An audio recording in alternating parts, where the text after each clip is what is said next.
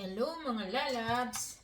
Ipakita ko sa inyo ngayon kung paano maglinis ng chicken feet. Pero mga lalabs, hindi ko na ipinakita kung paano ko minikuran ito. Tinanggal ko na yung mga kuko. Alam mo, ito mga lalabs, no? Alam nyo?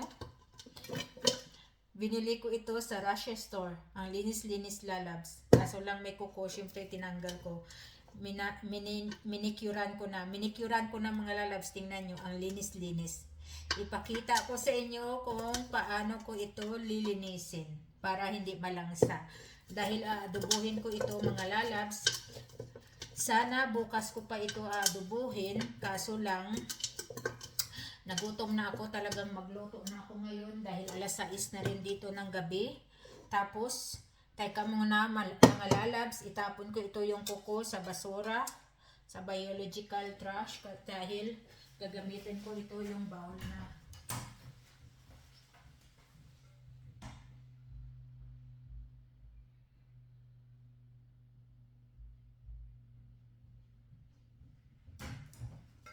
Maganda mga lalabs mag-adobo sana na may loya.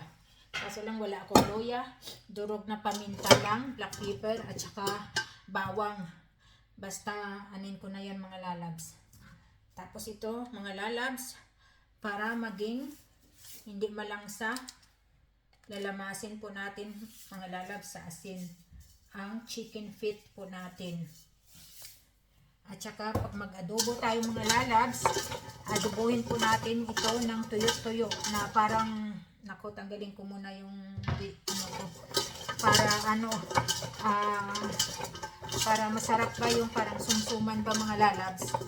Kita nyo mga lalabs, nililimas ko sa asin para matanggal yung langsa mga lalabs.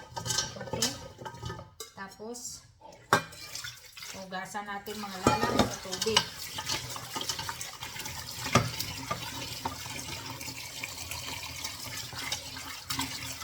Yan. Ilipat natin dito mga lalabs sa isang lagayan. So. Tapos itapon. Tingnan nyo mga lalabs, malinis na yan.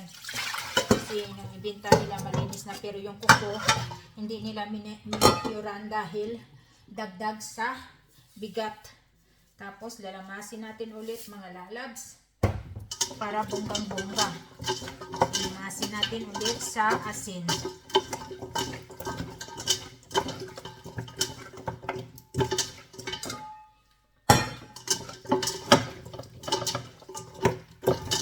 Chicken feet mga lalabs, adobohin natin ito. Masarap din ito, nilalagyan nila minsan ng sabaw with sutanghon, pero never ko nagawa. Adobo lang talaga yung tuyo-tuyo. Kasi maganda din ito mga lalabs, yung collagen niya. Nakaka-healthy din sa mga balat natin mga lalabs. Kaya ito mga lalabs, hugasan natin ng bonggang-bongga mga lalabs. Yan. Chicken feet. Minikuran ko na mga lalabs. Chicken feet. Yan. Okay mga lalabs. Dagdag dyan. Okay.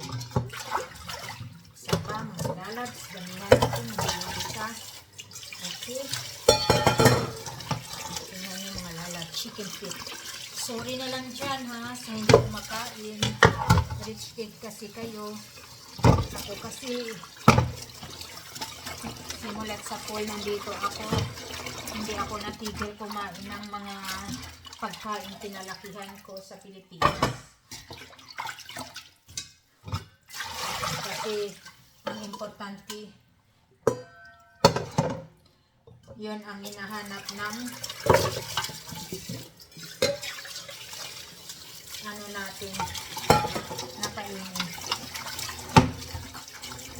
Sorry na lang dyan sa hindi kumakain ng chicken feet.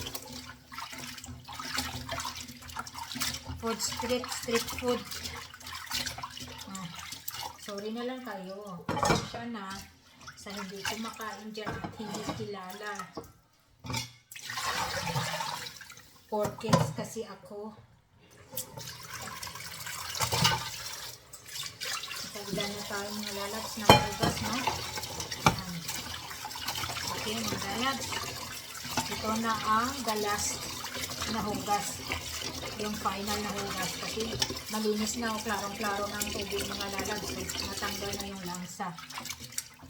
Sorry sa mga rich kid dyan na hindi kumakain ng chicken feet.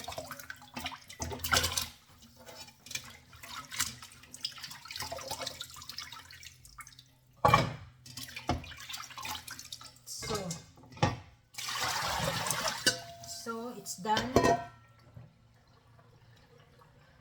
Tingnan nyo mga lalabs. Ito na ang chicken feet natin. Malinis na ito at ready na sa adobo. Ang sarap ng pagkaing Filipino.